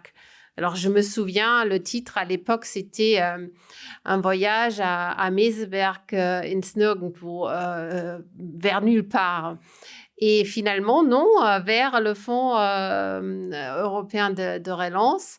Meseberg, c'était déjà l'accord franco-allemand sur une forme de budget commun pour la zone euro. Et la pandémie était plus rapide que la réalisation de ce projet. Un sujet qui n'est pas souvent abordé, mais je trouve c'est aussi un grand acquis du discours de la Sorbonne, c'est cette idée des universités européennes, c'est-à-dire des associations d'universités. Je n'ai pas le chiffre actuel en tête, mais il y a énormément d'universités de différents pays européens qui se sont mis ensemble. Donc, on est vraiment au-delà du franco-allemand. Donc, il y a quand même sur la défense, je serais beaucoup plus modérée que ce que le président dit. À mon avis, là, la crise avec l'Ukraine va véritablement être le test et j'ai un peu des doutes. Alors, je ne sais pas si vous l'avez lu, mais moi, ce qui m'avait beaucoup intriguée, c'est que le chancelier Olaf Scholz avait dit pour préparer sa politique française, il avait lu Didier Eribon. Donc, ça m'avait quand même un peu, comment dire, j'avais un peu peur qu'il y a une mécompréhension profonde. Alors, comme ministre des Finances, et ça, il faut le dire, il a beaucoup œuvré. D'ailleurs, Bruno Le Maire l'écrit très bien dans son dernier livre, beaucoup œuvré pour que ce fonds de relance prenne forme. Mais pour le reste, je suis un peu plus dubitatif sur l'avenir des relations franco-allemandes. Pour faire vite, je vois vraiment donc un grand sujet géopolitique où je ne suis pas sûre que l'Allemagne a déjà fait sa révolution et considère par exemple que Nord Stream 2, ce n'est pas seulement un projet économique, mais que c'est un projet géopolitique qu'il faut prendre en considération. La relation avec la Russie, c'est loin d'être clair pour la SPD et notamment pour Olaf Scholz. Un autre grand sujet de divergence et de possible friction, c'est tout ce qui concerne l'énergie nucléaire et aussi, par ricochet, la dissuasion nucléaire et l'avenir justement de la tutelle américaine de l'Allemagne. Je vois aussi un grand sujet, mais on l'a déjà abordé, de possibles tensions sur tous les projets français concernant une perpétuation du fonds de relance. Merci. Joseph Devecq, de votre côté, donc ce couple franco-allemand, et notamment en matière économique, on a mentionné d'ailleurs, Michaela a mentionné Bruno Le Maire, il a beaucoup travaillé lui aussi avec Olaf Scholz et Peter Altmaier. Mais donc voilà, comment est-ce que ce couple franco-allemand a fonctionné durant le quinquennat Macron de votre point de vue? Je pense que ça a très mal commencé. Au début, je pense Macron, il avait misé sur l'Allemagne pour mettre en œuvre sa politique européenne. C'était un peu une approche à la Mitterrand. Voilà, ce couple franco-allemand. Et Merkel n'a pas voulu et pas pu vraiment faire des grands pas en avant. Et après, il y avait cette deuxième phase, une deuxième phase un peu que j'appelle la phase du bébé Macron, où Macron crie comme un bébé parce qu'il n'a pas obtenu ce qu'il a voulu. Et il décide qu'il essaie de casser les pieds des autres. Alors du coup, c'est la phase où il fait le commentaire de l'OTAN sur la mort cérébrale, où il fait le commentaire sur le fétichisme des Allemands, où il bloque les négociations d'accès à l'Union européenne pour l'Albanie et la Macédoine du Nord. Alors il dit si vous m'écoutez pas, si on fait pas quelque chose, je peux aussi vous rendre la vie difficile. Et après, il y a la pandémie et je pense Michaela a très bien expliqué que ce fonds est vraiment important et c'est le plus gros saut d'intégration européenne depuis les années 90. Et c'est vraiment quelque chose de majeur. Et si on veut vraiment comprendre à quel point c'est majeur, je pense qu'il faut regarder les marchés financiers depuis la crise de la zone euro, il y avait toujours des investisseurs qui ont spéculé contre l'euro et qui ont spéculé sur l'éclatement de la zone euro. Et la première fois depuis qu'on a ce fonds de pandémie, ça a arrêté et l'euro a gagné en puissance. Et ça, c'est parce que fondamentalement, la question qu'on avait toujours depuis la crise grecque, la question était si un pays vraiment tombe dans des problèmes et il a un besoin de financement dans une grande crise, est-ce qu'au final, est-ce qu'on va l'aider? C'était ça ce qui était la question qui insécurisait les marchés financiers. Et on a une réponse maintenant. Maintenant, on sait qu'au final, les Allemands, ils sont prêts à assister et les Français aussi. Alors, je pense que ça, c'est vraiment fondamental. C'est quelque chose qui va rester dans l'histoire et qui est très important. Après, pour l'avenir du couple franco-allemand, je vois tous les mêmes problèmes que Michael a annoncé aussi. Mais d'une certaine manière, je pense que c'est un peu moins grave parce qu'on n'est plus dans une crise existentielle en Europe. Et là, on a juste des affrontements, des intérêts différents, des perspectives différentes qui ont toujours existé entre la France et l'Allemagne. Et ce n'est pas tellement grave. Mais on n'est plus dans cette lutte ou dans cette crise existentielle comme en 2017, quand Macron a été élu après le Brexit, où il y avait des vrais questionnements. Le fonds de relance, il a stabilisé la zone euro. Alors, je suis un peu moins inquiet pour l'avenir de ce projet européen. Et il y a un truc qui est très positif de ce nouveau gouvernement, ou deux choses qui sont extrêmement positives pour la France. L'un, c'est qu'ils augmentent les salaires minimums en Allemagne et assez rapidement et assez massivement, de 25%. C'est quelque chose que la France a toujours voulu depuis 15-20 ans. Et ça va être un très bon signal pour rééquilibrer un peu la zone euro. Et de l'autre côté, il y a un pivot de ce qu'on appelle die schwarze Null. Alors, l'idée qu'on a des excédents budgétaires. Et maintenant, le nouveau narratif, c'est qu'on respecte le frein de dette. Et c'est un petit changement en termes de narratif, mais ça a des conséquences macroéconomiques assez importantes. Ça veut dire que l'Allemagne peut dépenser à peu près 1,5% plus de PIB. Alors, deux choses que la France a toujours voulu et ce gouvernement le fait. Alors, je pense qu'ils peuvent être plus ou moins contents. Donc là, il y a aussi une question qu'on pourrait se poser, c'est par rapport donc à Emmanuel Macron. Vous avez décrit finalement des éléments un peu de continuité de la position française.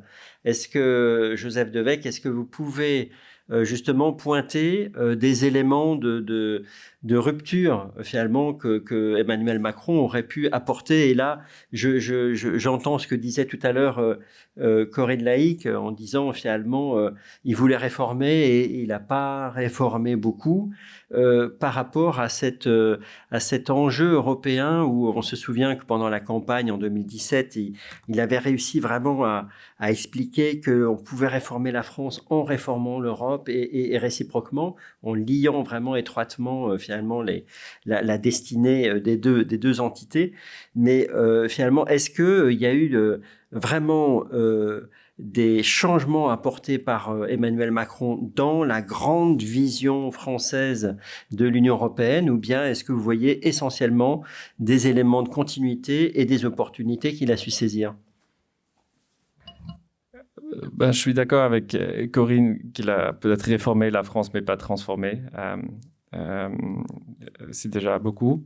Après, sur l'attitude des Français envers l'Union européenne, je pense que le truc fondamental, ou peut-être à part du fonds de relance, l'autre chose la plus importante qu'il a fait pour l'Europe, c'est qu'il a gagné l'élection en 2017. Jusque si on se met en tête, c'était après le Brexit, après l'élection de Trump. On avait tous peur. On ne savait pas est-ce qu'on peut faire encore confiance aux sondeurs. On était tous un peu vraiment insécurisés. Et que Macron est venu et qu'il a gagné cette élection sur ce thème-là, ça a évacué la question de l'appartenance de la France à l'Union européenne au moins pour 20-25 ans. Plus personne va faire campagne. Éric Zemmour, il ne fait pas campagne sur une sortie de l'Union européenne. il était en faveur de ça avant. Marine Le Pen ne parle plus de ça. Jean-Luc Mélenchon ne parle plus de ça. Parce qu'ils savent tous qu'ils ne peuvent pas gagner une élection sur ce thème-là. Alors, le fait d'avoir gagné, ça a changé complètement la dynamique, je pense, pour plusieurs décennies sur ce sujet-là. Mais après, il n'a pas convaincu. Les Français ne sont toujours pas les Européens les plus convaincus. Ils ont toujours une relation ambivalente avec l'Union européenne qui s'explique par son histoire de ce pays. Et il fait ce travail de conviction, de marketing. Il fait un marketing pour l'Europe en permanence. Si ça vraiment joue, c'est quelque chose qui doit se voir sur le long terme. Wigel, oui. Sur l'enjeu de la souveraineté notamment, est-ce que c'est un Macron qui apporte une idée nouvelle ou au contraire il endosse finalement le costume de ses prédécesseurs ?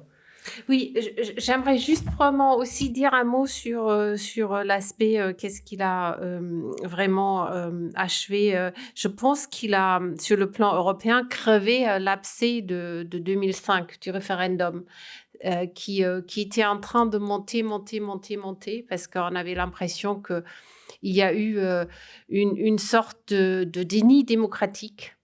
Et c'était le premier candidat qui avait fait campagne sur l'Europe, pour l'Europe. Et donc ça, il a réussi. En revanche, je pense malheureusement, ce sujet va revenir par la porte de la politique migratoire, parce qu'on entend, et pas seulement Éric Zemmour, aussi Marine Le Pen, qui veulent sortir de la Cour européenne des droits de l'homme, qui veulent aussi ne plus se soumettre à la justice européenne pour les questions migratoires.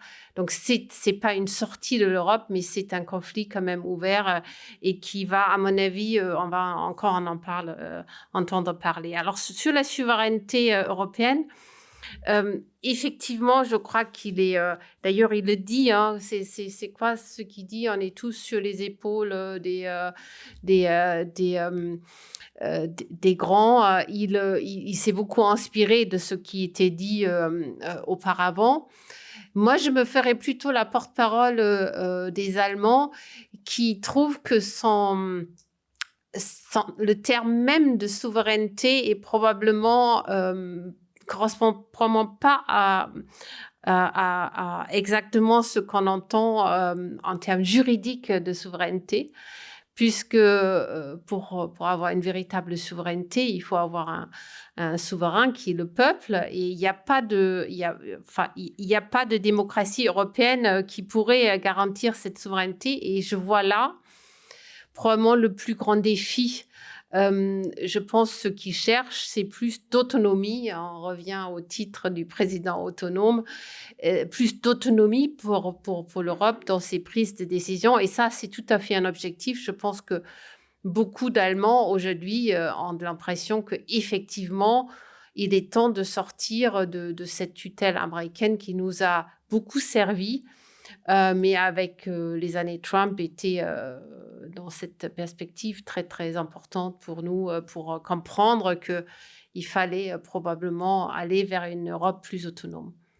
Là, on est sur les questions de forme, mais lorsqu'Emmanuel Macron parle de mort cérébrale de l'OTAN, ça a quel effet, notamment en Allemagne ? Est-ce que c'est un stimulant pour la réflexion ou au contraire, c'est contre-productif ? Alors, je crois que c'était complètement contre-productif, malheureusement. Je pense d'abord que c'était... personne n'a compris le contexte, alors que le contexte était tout dans cet entretien. C'était le moment où il a dû rapatrier d'urgence les forces spéciales françaises de Syrie, puisque les Turcs, en violant complètement les accords non dits de l'OTAN, avait avancé avec l'accord plus ou moins explicite des Américains. Et donc, ça a créé vraiment une situation très dangereuse et ça expliquait pourquoi le président était tellement en colère. Mais Mais ça n'a pas du tout été compris comme ça parce qu'il y a aussi un passé français en Allemagne. Et le passé français, c'est bien sûr De Gaulle qui, à grand éclat, sort des structures militaires intégrées de l'OTAN, et un débat incessant, en quelque sorte, toujours refusé la tutelle américaine jusqu'à la guerre de l'Irak. Enfin, donc, bien sûr, en Allemagne, c'était compris comme s'il se rejouait sans De Gaulle en attaquant. Et donc, je crois que c'était contre-productif. Les coups d'éclat, ça peut marcher effectivement avec un public français, mais pour les Allemands, c'était plutôt inquiétant. Et je crois là, on est revenu peu à peu à une situation, en l'occurrence, plus apaisée. Et finalement, l'Allemagne, par rapport à cet enjeu de souveraineté européenne, a évolué, enfin, est prête à s'approprier finalement cette notion. Vous disiez que c'est pas forcément la même compréhension. Non, ça avance. je pense que, mais je veux pas trop parler. Je pense que là, malheureusement, on est face à un certain malentendu parce que l'Allemagne, quand elle pense autonomie, elle se pense plutôt comme une grande Suisse, c'est-à-dire qui est autonome de ne pas faire part, de ne pas participer au conflit. On préfère ne pas être belligérant. C'est d'ailleurs pas totalement au déshonneur des Allemands. On a vraiment conclu que ces guerres qu'on a menées, c'était un tel désastre que l'intervention militaire n'était probablement pas le bon moyen. Et d'ailleurs, quand on regarde la situation au Mali, les Français manquent un peu d'arguments convaincants que le moyen militaire soit vraiment gagnant. Et donc, je pense que malheureusement, c'est que dans des situations où vraiment notre Europe, dans son intégrité et dans ses frontières, est menacée, où les Allemands pensent qu'une autonomie de défense est nécessaire, mais avec toujours quand même un regard pour les États-Unis en se disant en dernière minute, ce sont les États-Unis qui vont nous protéger. Mais il faut le comprendre, de toute façon, la force de frappe française, elle n'est pas suffisante pour dissuader vraiment d'autres pays. Merci. On va prendre des questions. Je vais poser une dernière question à Corinne Laïc avant de vous tendre le micro. Et donc, vous qui êtes aussi à distance, n'hésitez pas à poser des questions dans la zone de chat. Voilà, Corinne Laïc, c'était pour revenir un peu sur cet enjeu justement du bilan européen d'Emmanuel Macron. Pour vous, et notamment peut-être par rapport à François Hollande, quelles ont été les ruptures, quels ont été les points d'accélération ? Je pense qu'effectivement, on va revenir sur le plan de relance, c'est-à-dire que Hollande l'a rêvé, Macron l'a fait. Il a été servi par les circonstances. Et puis, il est clair que s'il n'y avait pas eu la crise de la Covid, Angela Merkel n'aurait jamais accepté. Elle a accepté parce que c'était l'intérêt de l'Allemagne. Mais c'est vrai que Macron a été extrêmement offensif sur ce point. Je pense qu'il y a un énorme défi qui est très fort en France, qui se pose à Macron pour l'Europe, qui est le problème de la défense des frontières et de la politique migratoire, de la politique d'asile et d'immigration. C'est un énorme sujet en France. C'est un sujet qu'évidemment les candidats de la droite et de l'extrême droite mettent beaucoup sur le tapis. Et là-dessus, Macron, l'Europe pour le moment n'a pas eu de résultat et je ne pense pas que sous la présidence française on puisse en avoir. Et ça paraît difficile qu'on puisse en avoir à 27. Donc ça, c'est un défi que Macron a et que Hollande n'a pas. Et puis surtout, Hollande avait mené une politique au fil de l'eau, alors que Macron a vraiment théorisé sa politique européenne dans son discours de la Sorbonne. Et je dois dire que cette histoire de souveraineté, Macron ne l'utilise plus aujourd'hui. parce que il dit, moi il me l'a dit quand je l'ai vu donc pour mon livre, il m'a dit je n'utilise plus ce concept parce que ça ressemble trop au souverainisme. Alors ça, ce sont les subtilités du français. La souveraineté, c'est quelque chose de positif. Le souverainisme, c'est un enfermement dans les frontières. Hein, qu'on peut, voilà. Enfin, là, je parle du point de vue de Macron. Et donc, il ne voulait plus utiliser ce concept, mais quand il l'utilise en septembre 2017, c'est pour dire aux Français: vous n'aimez pas l'Europe, mais vous aimez la souveraineté de la France. Donc l'Europe, c'est une manière de récupérer votre souveraineté. C'est-à-dire que vous concédez le pouvoir monétaire à la Banque centrale européenne, mais la Banque centrale européenne va faire une politique qui va être bonne pour nous et bonne pour la France, parce que si nous, on est tout seul, on peut pas avoir une politique monétaire européenne, autonome, pardon. Et donc c'était ça l'idée qu'il voulait vendre aux Français, mais chemin faisant, il a renoncé à utiliser ce mot de souveraineté à cause de son accointance avec le mot de souverainisme. Voilà. Donc et alors, sinon, on a vu Emmanuel Macron qui cherchait aussi à prendre des initiatives avec d'autres leaders européens que l'Allemagne et que Angela Merkel. Donc, on a vu avec le Néerlandais, Mark Rutte, avec Mario Draghi. Ça dit quelque chose une sorte de... Le couple franco-allemand n'est plus le seul passage obligé, finalement, pour une politique européenne de la France? Alors, Macron a théorisé je ne sais plus quelle était son expression, mais peut-être Michaela se rappelle, les désaccords constructifs entre la France et l'Allemagne. Il avait assumé de dire que on s'aimait tellement, on était tellement liés, les Français et les Allemands, qu'il fallait aussi assumer que parfois on n'est pas d'accord et mettre les désaccords sur la table et se mettre d'accord sur nos désaccords. C'est une formule qu'il aime beaucoup, ça.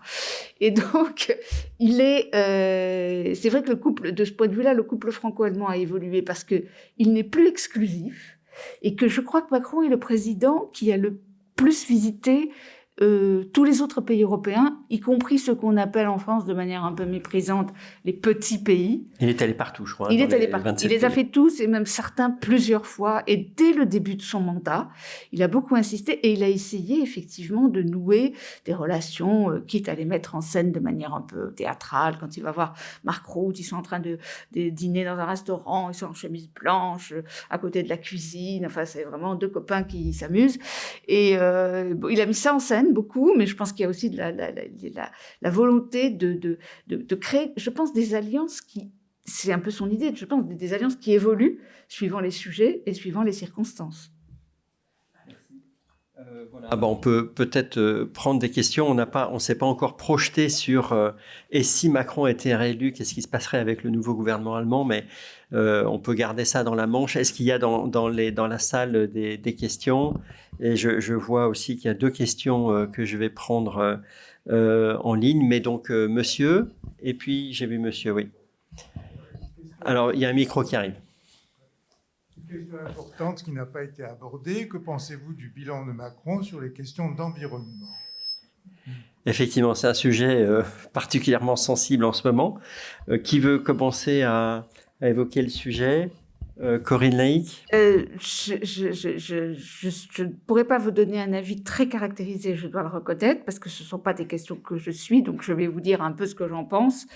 Je pense que son bilan est du mieux possible, mais pas très bon. Voilà. À savoir que c'est un sujet sur lequel il n'a pas fait campagne. Or, preuve est faite que quand on ne fait pas campagne sur un sujet, quand on ne le porte pas pendant la campagne, c'est très difficile de raccrocher les wagons après. Je pense que si on estime que la situation de l'environnement est quelque chose de crucial et d'essentiel, il est extrêmement, évidemment, à côté de la plaque, et extrêmement. Mais je ne suis pas en mesure de savoir s'il est 10h30 du soir ou minuit moins 5. S'il est minuit moins 5, il a tout faux. S'il est 10h30, on a peut-être encore une chance. Voilà, je résumerai. Mais c'est ma pensée plutôt qu'une analyse fondée sur une connaissance du sujet. Donc, je préfère vous dire ça avec cette restriction. Michaela Wiegel, vous voulez dire un mot en pensant au désaccord, l'accord sur le désaccord? On peut dire que entre Angela Merkel et Emmanuel Macron, il y avait eu un accord sur nucléaire et gaz, quoi. Finalement, l'Allemagne ne voulait pas du nucléaire. Les Français disaient quand même tout bâtir une stratégie sur le gaz, c'est quand même pas très malin. Bon, et puis finalement à Bruxelles, ils sont tombés d'accord pour ne pas se neutraliser finalement, mais Oui, je crois la politique, notamment climatique, est un bon exemple des stratégies de contournement. Effectivement, il avait parlé de confrontation fructueuse à une question que je lui avais posée à l'époque, et c'était prémédité, je crois, sa réponse. Euh, alors, il avait en Roumanie, l'Allemagne n'était pas trop preneur. Angela Merkel voulait pas s'engager sur des objectifs climatiques trop ambitieux. Et il a commencé, c'est la première fois à Sibiu, il a commencé à trouver d'autres partenaires. Et du coup, Angela Merkel, voyant notamment les Pays-Bas, l'Italie, j'ai plus tous les pays en tête. Angela Merkel s'est finalement alignée sur ses positions et c'est un fonctionnement qui s'est répété après. Alors, sur ces objectifs, effectivement, ce n'était pas un grand sujet de campagne, mais la personnalité de Nicolas Hulot était quand même une sorte de garant qu'il avait de l'ambition. Et je crois là réside un des plus grands tournants quand même, parce que vous vous souvenez, il avait promis non seulement la fermeture de Fessenheim, mais aussi une sortie même plus modérée qu'en Allemagne, mais quand même une sortie du nucléaire, une diminution de l'électricité nucléaire à 50%, et il a complètement abandonné ses objectifs. Et aujourd'hui, il parle donc de reconstruire, de relancer le nucléaire dans son agenda 2030. Donc là, je dirais, il a complètement retourné sa veste.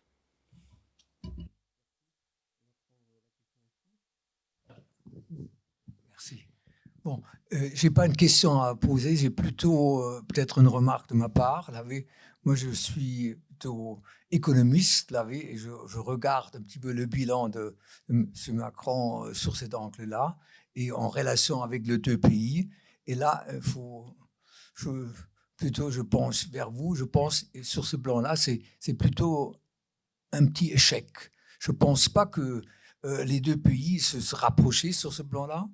Au contraire, ce qui s'est fait à la fin avec ce fonds-là est quelque chose de magnifique, mais c'était peut-être plutôt comme un gâteau de Madame Merkel, ou quelque chose de se rapprocher entre les deux. Mais au fond, et là on va le voir maintenant dans l'immédiat et dans quelques jours, dans quelques mois, quel est le fond. L'Allemagne, en quelque sorte, n'est pas d'accord de partager, je dirais vulgairement, les dettes avec les autres pays. Là, c'est là on se trompe, où Macron se trompe, éventuellement aussi insiste et via Monsieur le maire qui fait ça dans une manière beaucoup plus élégante, mais en petite façon, c'est toujours la même chose, de dire voilà, c'est plus la stabilité, aujourd'hui c'est plutôt la croissance. Là, on change le mot, c'est plus le pacte de stabilité, le pacte de croissance qui devrait être en quelque sorte stable. Mais là, il y a un problème énorme qui sous-jacente et qui va revenir très prochainement et va polluer en quelque sorte la situation entre les deux. Malgré que le ample gouvernement qu'on a aujourd'hui, il y a une tendance de Scholz de soutenir plutôt la position allemande, mais il y a un monsieur Lindner, on le connaît, on a vu qu'est-ce qu'il a dit encore hier et qu'est-ce qu'il va répéter certainement, et pour la raison pour laquelle il est élu. Alors, vous voyez un petit peu là. Et là, monsieur Macron est je pense pour l'Allemagne, une déception, parce qu'il vient un petit peu de banquier, peut-être pas accident, mais en toute façon un homme un petit peu de l'économie, mais finalement, il n'a pas le sens que l'Allemagne comprend l'économie stable, une rigueur dans le budget, etc. Ça, il ne connaît pas. Et là, on le voit encore aujourd'hui, comment ça se passe. Alors là, c'est un challenge énorme pour le gouvernement de rétablir un petit peu ça. Et peut-être, si vous avez lu récemment dans les Échos, il y a une étude de think tank de l'Institut Montaigne qui a montré un petit peu, si on continue ce que le gouvernement a prévu de le faire ça en 2027, on va carrément contre le mur, etc. Alors là, bon, Ça, un petit peu, un économiste qui parle et pour voir un petit peu la relation franco-allemande, Oui, merci. Il faut avoir un petit peu d'optimisme de voir que ça peut changer. Là. Michaela Wegel et Joseph Devecq, donc c'est l'un des gros sujets qui attend. Alors, imaginons que Emmanuel Macron soit réélu. Voilà, c'est l'un des gros sujets qui l'attend avec le nouveau gouvernement allemand. Oui, mais en même temps, le sujet, il n'est pas urgent, comme je me répète avant. On a maintenant le temps, 1 an, 2 ans, 3 ans, d'avoir une discussion sur est-ce qu'il y a une suite au projet de relance ou pas. Le projet de relance, ça marche au moins jusqu'à, je pense, 2028. Alors, on a du temps. Et l'important de ce projet était surtout la valeur symbolique. C'était qu'on a pris cette décision, qu'on a fait sauter ce pas. Après, moi, j'ai une analyse différente de la vôtre de la situation économique du pays. Moi, je trouve qu'elle est plutôt positive. Les indicateurs, ils sont plutôt bien. Il y a d'une certaine manière une raison de dire ouais, il y a une croissance un peu soutenue pour les prochains 3-4 ans qui est là probablement un peu plus qu'avant, qui permet aussi un peu plus de dettes que normalement. Alors moi je suis pas trop inquiet pour ça. Moi je voudrais juste dire que voilà, je pense que on peut être plus tranquille d'une certaine manière en Europe aujourd'hui parce que s'il n'y a pas de deuxième fonds de relance qui se fait dans l'année, c'est pas grave. C'est pas la fin du monde. Si ce premier fonds ne serait pas fait, ça aurait été grave. Ça aurait été la fin du monde. Mais maintenant, on entre juste dans un jeu de normal, de négociation, où il y a des réels changements aussi d'attitude des plus jeunes économistes allemands qui ont des perspectives très différentes de leurs pères plus vieux, où il y a un dépôt qui se fait. Et même chez Christian Lindner, c'est quand même intéressant quand il dit « Oui, je suis un faucon, mais je suis un faucon friendly. Moi, je veux discuter, je veux débattre. » Et je pense qu'intellectuellement, on devient plus agile, plus ouvert. Depuis très longtemps, la première fois, on arrive un peu à changer un peu les situations et les positions. Alors, je suis plus optimiste. Michaela, tu veux dire un mot? Oui, très brièvement. Je pense ce qui serait vraiment pas souhaitable, c'est que quoi qu'il en coûte ait une fonction en quelque sorte qui enthemmt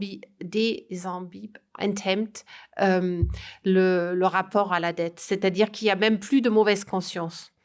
Parce que ça, effectivement, je vois qu'il peut y avoir vraiment des conflits franco-allemands. Sur le court terme, je partage cet optimisme. D'ailleurs, même la décision sur le pacte de stabilité, elle n'est pas pour tout de suite parce que de toute façon, on s'est mis d'accord que les critères étaient mis hors service actuellement. En revanche, je crois le véritable défi est toujours devant la France, c'est-à-dire réindustrialiser la France. Est-ce qu'une économie peut rester productive avec une part d'industrie qui est aussi faible et avec une balance commerciale qui est aussi déficitaire à long terme? Et là, c'est le véritable débat qui n'est pas seulement entre la France et l'Allemagne, qui est vraiment commande dans cette zone de monnaie commune. On peut fonctionner à long terme s'il y a des déséquilibres aussi importants. Merci. Alors, je vais prendre deux questions qui sont posées à distance. Il y a une question qui est sur, je la lis, la campagne des élections présidentielles de 2022 en France est la campagne la plus droitière de la Ve République. Est-ce que ce n'est pas la preuve d'un échec total du quinquennat Macron? Corinne Laïc. Dis-moi qui te succède, je te dirai qui tu es. Et donc, c'est vrai que, par exemple, les partisans d'Obama peuvent se désoler que ce soit Trump qui succédait à Obama. Ça n'a pas empêché Obama d'être très populaire jusqu'à la fin de son mandat. Et donc, c'est vrai qu'il y a peu de risques ou de chances, suivant de quel bord on est, donc je m'exprime prudemment, que Marine Le Pen ou Éric Zemmour succèdent à Emmanuel Macron en raison de notre système électoral. Donc, il y a très peu de chances. Mais c'est vrai que s'il n'y a pas de chance ou de risque qui succède, c'est vrai que l'extrême droite est à un niveau au moins aussi fort que ce qu'elle était en 2017. Donc c'est vrai, on en revient à ce qu'on a dit. En ce sens, Emmanuel Macron n'a pas réussi à apaiser le pays, parce que quand on voit l'émergence d'un candidat comme Éric Zemmour, en si peu de temps, qui était quasiment inconnu et qui réussit à s'installer dans les sondages à un niveau qui n'est quand même pas négligeable et qui ferait rêver n'importe quel parti de gauche français aujourd'hui, qui a exercé le pouvoir, c'est un vrai questionnement. Et j'en reviens à ce que je disais tout à l'heure. Je pense que les thèmes de l'immigration et de l'identité sont des thèmes qui sont très présents dans l'esprit des Français. Moi, je suis en train de regarder ça parce que je suis en train de faire un prochain livre sur Macron qui va bientôt sortir et qui porte justement sur la manière dont Emmanuel Macron a traité ces sujets-là. C'est un vrai sujet en France parce que seule la droite se les approprie, et l'extrême droite, mais se les approprie avec des réponses qui sont d'extrême droite. La gauche est dans le déni de leur réalité. Elle ne veut pas s'en occuper parce qu'elle estime que le problème n'existe pas. Emmanuel Macron a essayé de trouver sa voie à lui. De mon point de vue, il n'y est pas parvenu parce que c'est objectivement extrêmement complexe. Voilà, donc tout ça fait que ça laisse cette préoccupation identitaire que les gens, pour beaucoup, lient à l'immigration, laisse la porte ouverte aux gens qui parlent de ça. En proposant des solutions extrêmes, au demeurant inapplicables et techniquement, et vu ce que nous sommes, l'Europe, etc., je ferme la parenthèse, mais qui peuvent séduire. Et oui, pour moi, c'est une manière d'exprimer un échec de Macron. Merci. Alors, une autre question qui est plus sur la question de défense.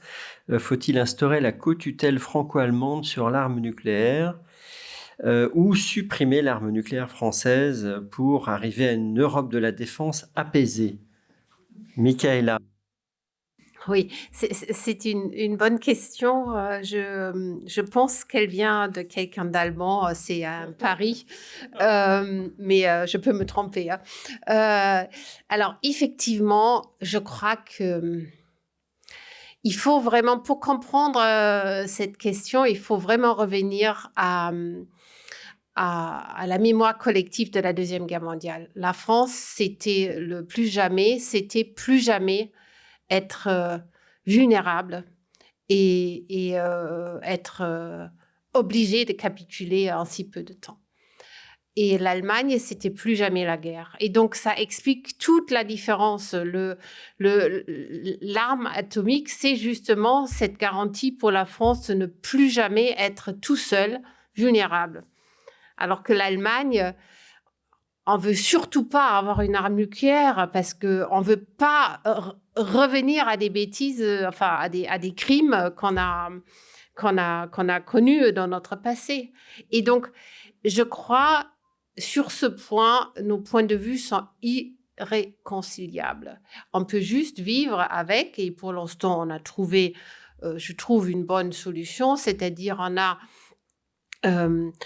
le parapluie nucléaire américain pour l'Allemagne et on a la force de frappe française qui est un peu en entre-deux parce que alliée aux États-Unis, mais en même temps garantissant l'indépendance. Et honnêtement, j'ai écouté le discours de l'école de guerre du président Macron, qui restait très vague d'ailleurs sur ce qu'il voulait vraiment faire. Moi, je crois que cet équilibre-là, on ne gagne pas à en sortir. On ne sort pas, oui, c'est ça, de l'ambiguïté.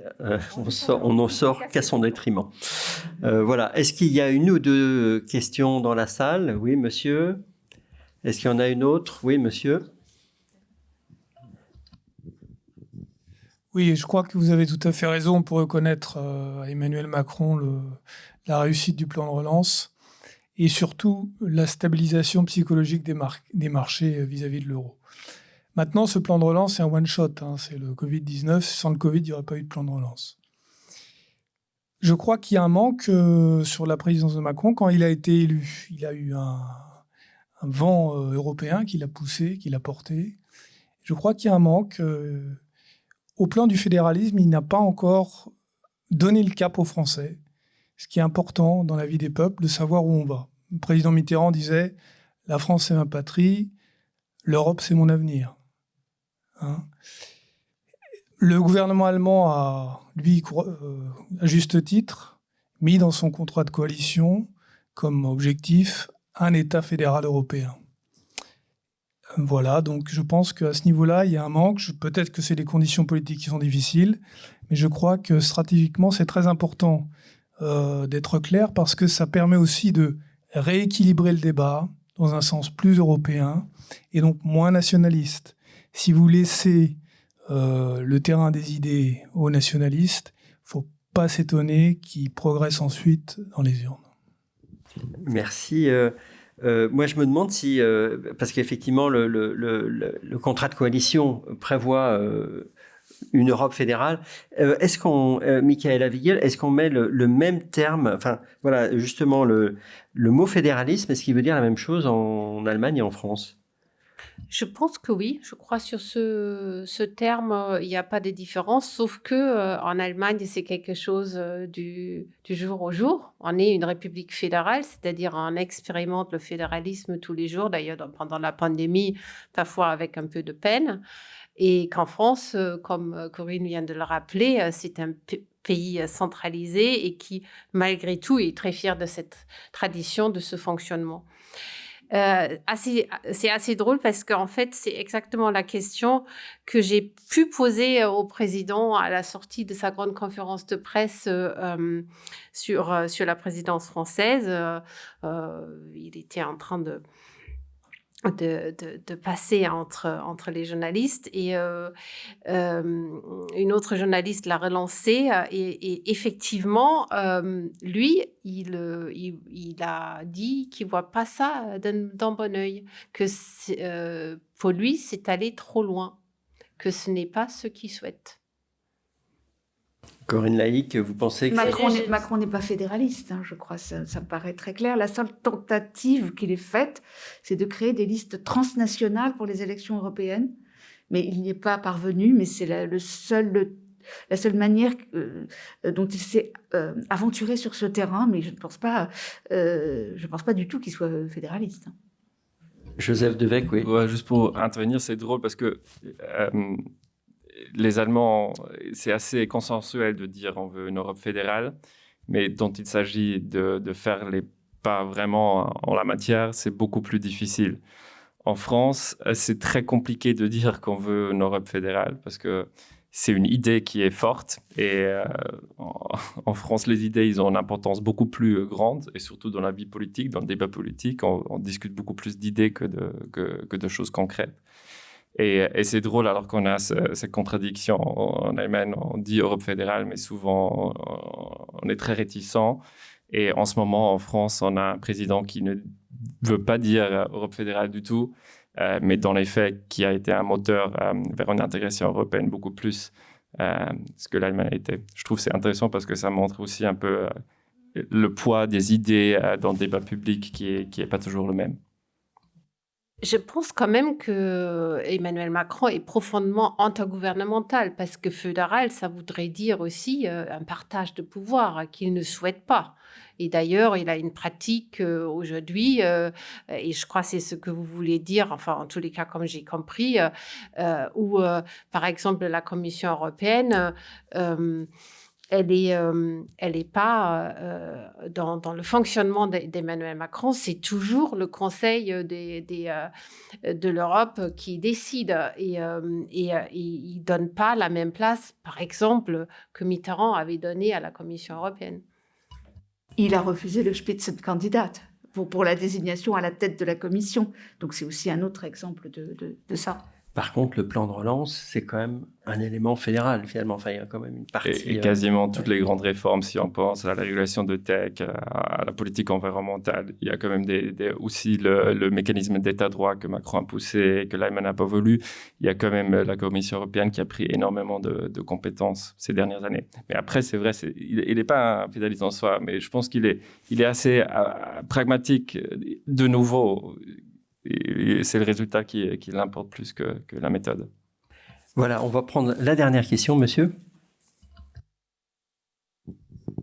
Le principal partenaire allemand d'Emmanuel Macron, c'est maintenant Olaf Scholz. J'aimerais bien savoir quelle est l'image que vous avez de ce dirigeant politique. Quelles sont les ressemblances et les différences que vous voyez entre deux?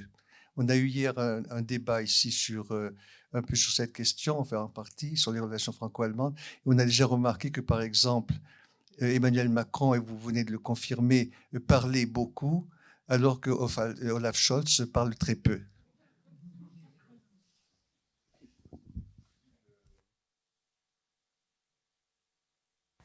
Je pense qu'ils sont très différents, mais il y a une chose où je pense qu'ils sont assez similaires, et je pense qu'ils ont les deux intuitivement, ils sont européens. Et ça, c'était pas nécessairement le cas d'Angela Merkel. Et on a vu ça avec, encore une fois, ce plan de relance. Scholz, dès le début, il a réalisé que c'était une chance, cette pandémie, pour créer quelque chose qui stabilise l'Europe plus loin. Merkel, sa première réaction était stop. Et je pense que ça, c'est la chose que les deux, ils partagent, une idée, un volontarisme, une idée qu'on peut créer des situations et les utiliser pour des fins politiques. Et ça, c'est peut-être aussi l'avenir du couple franco-allemand. Il y a plein de problèmes. Et je pense qu'il n'y aurait pas énormément d'avancées dans le programme normal qui est prévu. Mais quand il y a des crises, je pense que ça va aller beaucoup plus vite entre les deux qu'avec Merkel. Voilà, ça c'est ma thèse. Alors, pour parler un petit peu d'Olaf Scholz, parce qu'on a beaucoup parlé d'Emmanuel Macron pour voir les traits qui les rassemblent ou pas. Olaf Scholz, je pense, il est le pur produit de la ville d'où il vient, Hambourg, le protestantisme, où vraiment c'est le contraire de l'affichage français où on aime montrer ce qu'on a réussi, ce qu'on a. Là, c'est vraiment le contraire. On le cache et on essaye, par exemple, très peu savent que, vous vous souvenez, pendant la pandémie, il y a eu, et c'était assez étonnant, l'hôpital de Kiel qui avait été un des premiers à accueillir des patients français. C'était l'époque où l'Alsace était complètement débordée. Et en fait, c'était le frère d'Olaf Scholz. Mais il voulait surtout pas que ça se sache. Son frère est médecin. Ils sont 3 frères, en fait. Donc, il est complètement dans une modestie.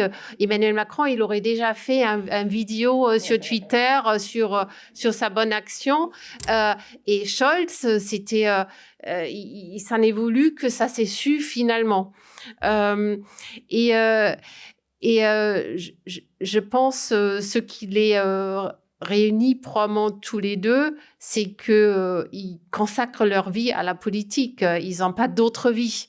Ils n'ont pas d'enfants, ils ont en tous les pas d'eux-mêmes et ils vivent pour la politique. Ça, c'est un trait chez Scholz qui était déjà très présent quand il était le Scholzomat chez Schröder.